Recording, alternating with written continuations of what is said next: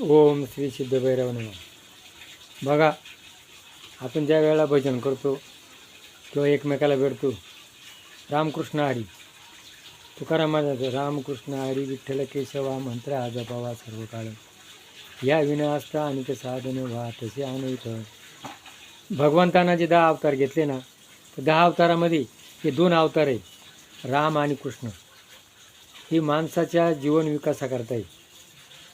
आणि मग राम कसा वागला आणि कृष्ण कसा वागला, ते जीवन आपल्या जीवनामध्ये आदर्श महत्त्वाचे. आता लोक रामाला नाव ठेवतात, त्यानं बायकोचा त्याग केला. अरे तो आदर्श राजा होता आणि राजाचं नाव बदनाम होऊ नये म्हणून त्याने बायकोचा त्याग केला, मुलांचा त्याग केला, राज्याचा त्याग केला आणि सावत्राई काही तिचा राग केला नाही. म्हणून रामरक्षा सांगितलेले ब्रह्मचारी रामाचा आणि सीतेचा एकच वेळा संबंध आलेला आहे. रामाना फळमुळं खाली, रामाना ब्रह्मचर्य पाळलं आणि रामाना सगळ्यांना धरून चालला. म्हणून आज आपल्याला आपलं अयोध्येला मंदिर झाले, रामाचं राज्य या जगात स्थापन व्हावे आणि राम जसा वागला तसं प्रत्येकाने वागावे. आज इकडं कलियुग लागलेलं आहे, जिकडे तिकडे भ्रष्टाचार झालेला आहे. आणि मग कृष्ण जसा वागला, हा कृष्ण अपभ्रंश आहे. आता लोक कृष्णाला काय म्हणतात, कृष्ण विषय लंपट होता, 16,000 बायका केल्या, 8 बायका होत्या, 16,108 बायका होत्या. हा सगळा अपभ्रंश आहे. हे सगळं वर्णन आपल्या शरीरावरून आहे. कृष्ण हा आत्मा आणि आत्म्याचा संबंधित असणारा जो विश्लेषण आहे ते मी तुम्हाला सांगतो.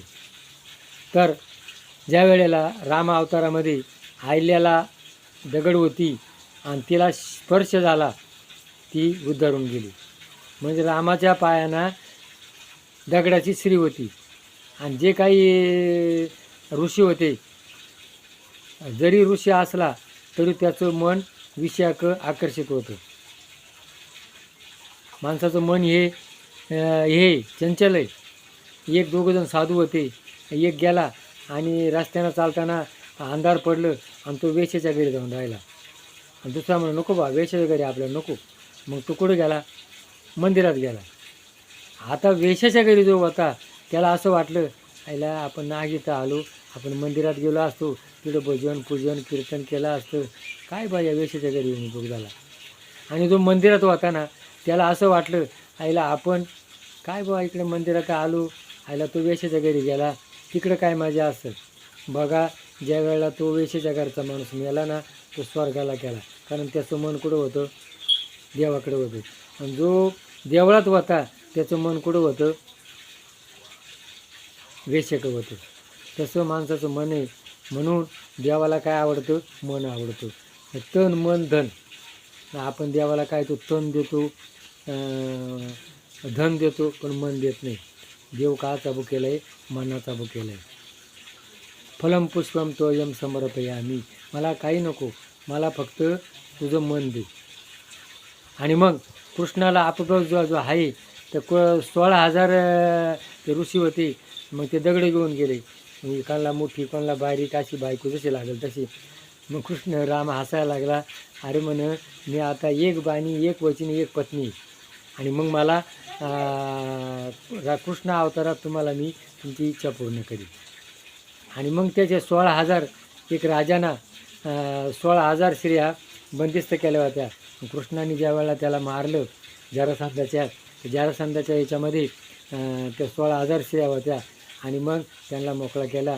तर कृष्णानं सांगितलं, मग तुम्ही आता पूर्वी बहीण म्हणून जवळ ठेवता येत नव्हतं, आणि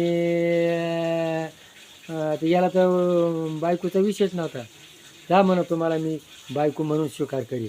आणि त्यांनी त्यांना सांभाळलं. नुसतं सांगितलं, स्वीकार केला, पण त्याचा काही संबंध नाही. बघा, कृष्णाने ज्यावेळेला काम, शंकराने काय केलं, हा काम प्रत्येक माणसाला, पशुपक्षाला काम सतवतो. काम, क्रोध, लोभ, मद, मत्सर, अहंकार, आणि हा काम सगळ्यात घातक आहे. तर मग शंकरानं त्याला तिसरा डोळा उघडला, काम जाळून टाकला मदन. आणि मग काम जाळून टाकल्यानंतर रामापाशी मदन गेला. रामानं काय सांगितलं, मी एक बाणी, एक वचनी, एक पत्नी. आणि मग तो कृष्णाकडे गेला, म्हणून तो मला मागच्या अवतारातच स्थान दिला नाही, पण आता मी तुला ते करेल. त्यांनी सांगितलं, मी तुला स्पर्श होऊन देणार नाही. आणि मग बघा, वृंदावनामध्ये सगळे राजक्रीडा खेळतात, स्त्री आणि पुरुष, त्यांच्या डोक्यात विषय हा नसतो. आणि शेवटी मदन कंटाळला आणि मग त्यांनी कृष्णाचे पाय धरले, म्हणून तुला माझ्या पोटी जन्माला यावं लागेल. आणि अनिरुद्र हा कृष्णाच्या पोटी मदन जन्माला आला. मदन तो केवळ पंचानन, धडक मारली नारदाला, केला ब्रह्म्याचा मातेरा. मदन केवळ पंचानन, येडका तो मदन, धडक मारली बाळाला, उभा अरण्यात केला येडका मदन. मदन लागला नारदाला, 60 पोरे झाली तेला, येडका मदन. असा मदन आहे. आणि मग शेवटी कृष्णाला त्यांनी विषयाचा स्पर्श केला नाही. आणि मग दुरासुरीचं उदाहरण आहे. दुरासुरी ज्या वेळेला त्या 16,000 स्त्रिया होत्या, त्यांनी त्या जरा सोडलेल्या होत्या, फक्त बायको म्हणून गेल्या होत्या. आणि कृष्णाला किती बायका होत्या? 8 बायका. तर 8 बायकाचं उच्चारण असं आहे, हा मानव देह, हा आत्मा कृष्ण आहे. आणि या कृष्णाचे हे संबंध कुठे? भूमी, जल, अग्नी, वायू, आकाश, मन, बुद्धी, अहंकार, अशा 8 प्रकृती या शरीरात आहे. हा जीव या 8 प्रकृतीत बांधला गेलेला आहे. जीव 8 प्रकृतीत बांधतो, पण शिव त्याला स्पर्श करत नाही. म्हणजे कृष्णाला ही फक्त मानलेली काल्पनिक कथा आहे. कृष्णाला 16,000 वाजा, त्या कोण? जरासंधाच्या ताब्यात असलेले ते 16,000. आणि ते ऋषी होते, त्यांना कृष्णाची भक्ती करायची होती. आणि ते कृष्णाच्या सानिध्यात आले, त्यांनी स्त्रीरूपानं ती भक्ती केली. आणि मग या ज्या 8 आहे, तर हे माणसाच्या शरीराला मन, बुद्धी, अहंकार, भूमी, जल, अग्नी, वायू, आकाश, मन, बुद्धी, अहंकार, अशा 8 प्रकृती या शरीरामध्ये. आणि याच्यात हा कृष्ण बसलेला आहे, पण तो त्याला आलिप्त नाही, तो निर्विकार आहे. म्हणजे हा कृष्णावर जो लोकांनी लावलेला कलंक आहे, हा अपभ्रंश आहे, हा मला आज काढायचा होता.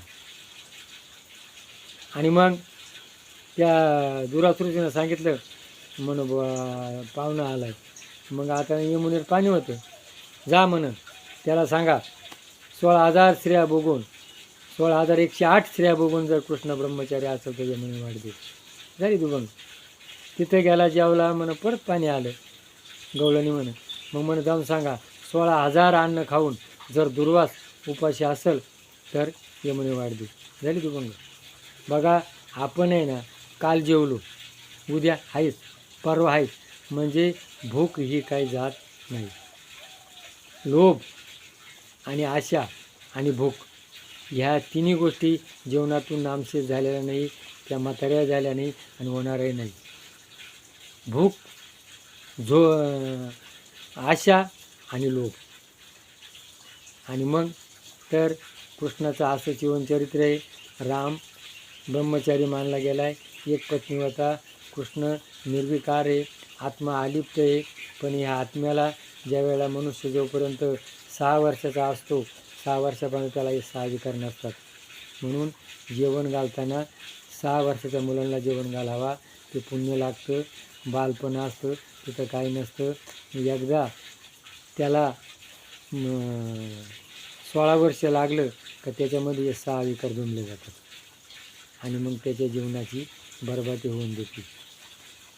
म्हणून हे 6 विकार आपल्याला लागू नये म्हणून आपलं काय करायचे? देवाचं स्मरण. देव कुठे? हृदयात. कृष्ण कुठे? आतमध्ये. राम कुठे? आतमध्ये. आपण ज्या वेळेला देवाच्या पाया पडतो ना, असं करतो. तो काय म्हणतो? मी तुझ्या हात आहे. मग आपलं रक्त लाल आहे, दुसऱ्याचं लाल आहे, तो आपला भाऊ आहे, ती आपली बहीण आहे. मग आपण आपल्या बहिणीशी कसं वागायला पाहिजे, आपल्या भावाशी कसे वागायला पाहिजे. म्हणून बंधुप्रेम धरा, बहिणीची आदर करा, भावाचा आदर करा. या जगात आपण काही आणलं नाही, जगात काही येणार नाही. म्हणून दूर लांब जवळ पाहू नका, लांब बघून विचार करा, जगा आणि जगू द्या. ही संस्कृती, याचं नाव काय? रामराज्य. फक्त माझंच भरलं पाहिजे, हे काय? आसुरी विकृती. म्हणून जगातून विकृती नाही व्हावा. आईबापांची सेवा करा. कृष्णाने काय केलं? रामाने काय केलं? रामानं बापाची आज्ञा पाळली. जिनं आपल्याला वनाला लावलं तिचा तिरस्कार केला नाही आणि भावांची आज्ञा पाळली. कृष्णाने आपले आईवडील कुठे होते? कंसाच्या ताब्यात होते आणि आईवडीलला मुक्त केली. आणि यशोदा कोण होती? मावशी होती. तिला प्रेम दिलं. तसं मग सगळ्यांना प्रेम द्या, प्रेमानं जगा, प्रेमानं वागा. आज हा गणपती उत्सव आहे. आजच्या दिवशी आपला हा गणपती फिट करू आणि समाजामध्ये आपण प्रेमानं वागू, संघशक्तीनं वागू. संघशक्ती ही महत्त्वाची. म्हणून सामुदायिक गणपती आला. प्रेमानं वागा, प्रेमानं जगा, आनंदाने राहा. हे जग क्षणभंगुर आहे. क्षणभंगुर नाही भरवसा, सोडी काळ घालिल्या पासागा तुम्ही. राम राम म्हणा. म्हणून तुकाराम महाराज केले, रामकृष्ण हरी विठ्ठल केशवा, मंत्र हा जपावा सर्व काळ. या विना असता अनेक साधन, वाहत शान. बघा, तुकाराम महाराजांनी शपथ घेऊन सांगितले, पुढं जाऊ नका, तीर्थात जाऊ नका, कुठं जाऊ नका, ठाईचं बसून करा एकचित, आवडी आनंद आळवावा.